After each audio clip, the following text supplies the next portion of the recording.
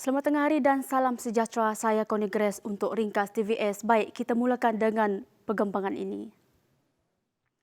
Kerajaan akan mengumumkan tarikh pembayaran fasa kedua Bantuan Prihatin Nasional 2.0 dalam masa terdekat.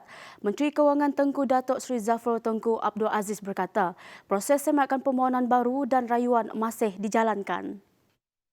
Katanya permohonan baharu dan rayuan yang lulus dijangka disalurkan mulai bulan ini, manakala penunaian masa pertama BPN 2.0 melalui BSN bagi mereka yang gagal kredit juga masih sedang diteruskan. Sementara itu, mengenai geran khas Prihatin 2.0, proses semakan permohonan baharu dan rayuan sedang melalui proses semak silang antara lembaga hasil dalam negeri dan pihak berkuasa tempatan. Keputusan GKP 2.0 juga akan diumumkan dalam masa terdekat.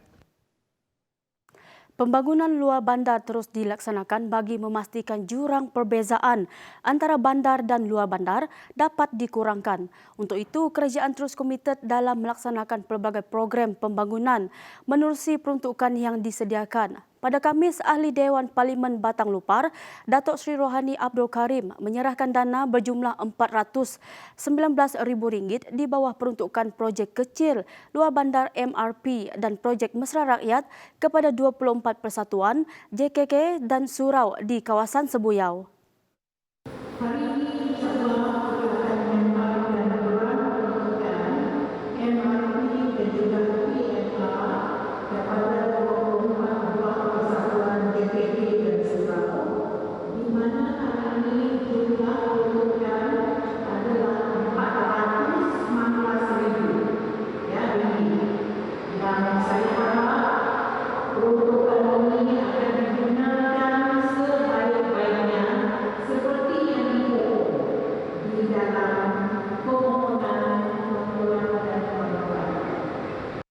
Penyerahan geran adalah seperti membaik pulih parit, menaik taraf jalan, membaik pulih tabika kemas, membina jeti, membaik pulih atap dan membiayai pembinaan astaka dan gelanggang sekolah.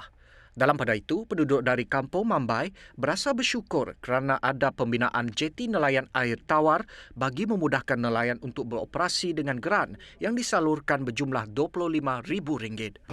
Baru pertama ini saya mau mula sebab kini tu dia orang susah mau ambil udang. Nangkap udang pun susah sebab jalan jeti sih ada. Bagi jalan si tahu madah lah sebab jalan lumpur pasir. Sebab pasir kelalu gila lumpur, tidak susah mau naik kalau air kecil. Dalam majlis yang sama, Rohani mahu rakyat terus mematuhi prosedur operasi standard yang ditetapkan terutama ketika Perintah Kawalan Pergerakan Pemulihan masih lagi dikuatkuasakan. Beliau menegaskan pelaksanaan SOP adalah untuk keselamatan demi kebaikan bersama. Semua guru yang kembali ke Sarawak daripada Semenanjung, Sabah dan Labuan wajib menjalani kuarantin di pusat kuarantin yang ditetapkan di negeri ini selama 10 hari telah berkuat kuasa pada Khamis. Timbalan Ketua Menteri Sarawak, Datuk Amar Douglas Uga Embas berkata, 2 ujian saringan akan dijalankan iaitu di awal ketibaan mereka dan 2 hari terakhir tempoh kuarantin sebelum mereka dibenarkan keluar dari pusat kuarantin.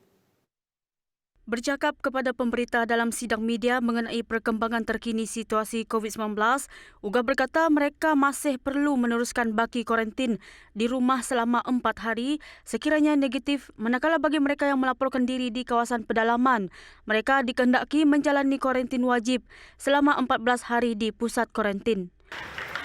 Keputusan Jawatankuasa Pengurusan Bencana hari ini bagi kemasukan semua guru ke Sarawak daripada Semenanjung, Sabah Labuan, mereka akan menjalani kuarantin di pusat kuarantin yang ditetapkan selama 10 hari. Ujian RT-PCR akan diambil pada hari kedua dan hari ke-8 dan dibenarkan discharge pada hari ke-10 setelah keputusan ujian negatif. Mereka akan menyambung 4 hari bagi kuarantin di rumah. Manakala bagi guru yang melapor diri di kawasan pedalaman, mereka akan menjalani kuarantin wajib 14 hari di pusat kuarantin. Tambahnya lagi, satu kluster baru iaitu kluster Keranji Tabuan dikenal pasti di daerah Kuching sekaligus menjadikan jumlah kumulatif kes positif COVID-19 di Sarawak kini meningkat kepada 1,180 kes.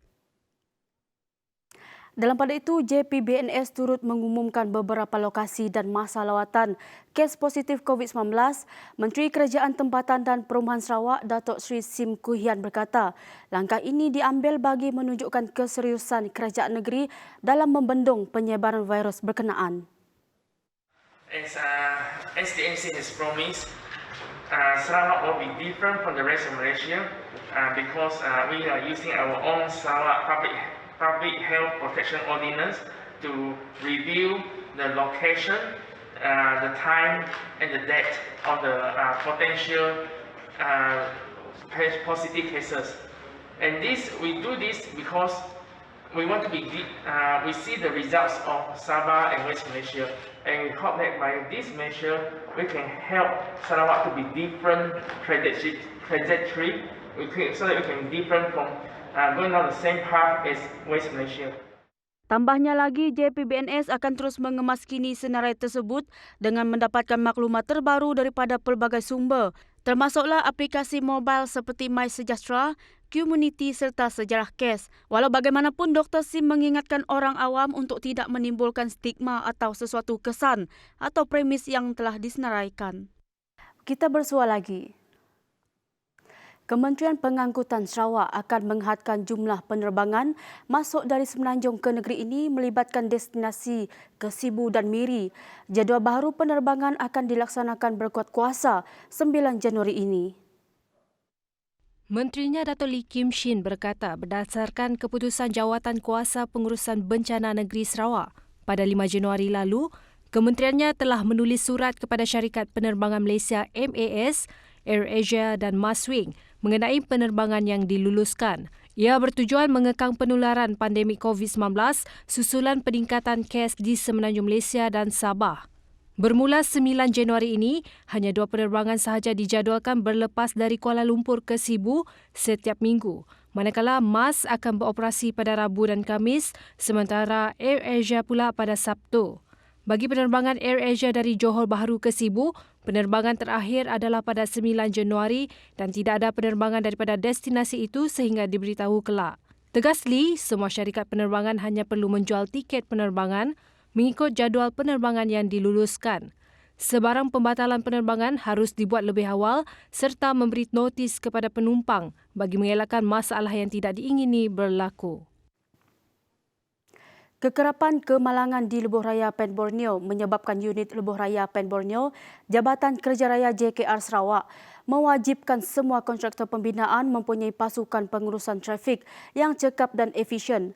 Setiap pasukan trafik adalah terdiri daripada mereka yang terlatih dan wajib mematuhi tata cara pengurusan trafik yang telah ditetapkan oleh pihak berkuasa. Pegawai Pengurusan Trafik Kanan Subunit Pengurusan Trafik Lawrence Robert Tasser berkata, setiap pasukan pengurusan trafik dari setiap kontrak pakej kerja WPC diterajui seorang pegawai pengurusan trafik yang cekap dalam mengemaskini laporan aktiviti harian di kawasan masing-masing. Laporan aktiviti harian juga katanya mesti dikemaskini melalui aplikasi WhatsApp yang dipantau ketua unit, pengurus zon wilayah dan pegawai-pegawai pengurusan trafik dari kontraktor. Pasukan pengurusan trafik di setiap WPC akan bertindak segera sekiranya terdapat aduan daripada orang awam berhubung masalah trafik yang disebabkan kerja-kerja pembinaan Lebuh Raya Pen Borneo. Orang ramai boleh menyalurkan maklumat atau sebarang aduan melibatkan JKR Sarawak menerusi tali khidmat sarawak.gov.my tali khidmat atau hubungi di talian 082 555 999.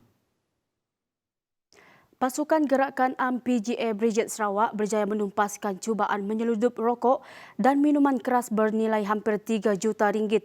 Komandannya SAC Macha Atta berkata, kejayaan itu hasil daripada operasi di 2 lokasi di Jalan Serian, Kuching Serian dan Miri Bintulu. Jelas Manca sebanyak 5,000 karton rokok putih dan 1,610 kotak minuman keras jenis tin serta 87 kotak minuman keras telah dijumpai di sebuah bengkel batu 13 Jalan Kuching Serian. 3 buah lori disita dan 5 lelaki tempatan turut ditahan bagi membantu siasatan. Kesemua barang rampasan dan tangkapan kemudian diserahkan kepada Ibu Pejabat Polis Daerah Padawan untuk siasatan lanjut. Manakala bagi kes di Miri pula, kejayaan unit Risik Batalion telah menemui pelbagai jenis rokok kretek yang dianggarkan bernilai 1.7 juta ringgit. Kedua-dua kes ini disiasat di bawah Seksyen 135-1-D Akta Kastam 1967. Baik, laporan itu tadi mengakhiri ringkas TVS. Teruskan kesetiaan anda bersama kami di saluran Astro 122. Saya Connie Grace, salam hormat, jumpa lagi dan sayu kenap.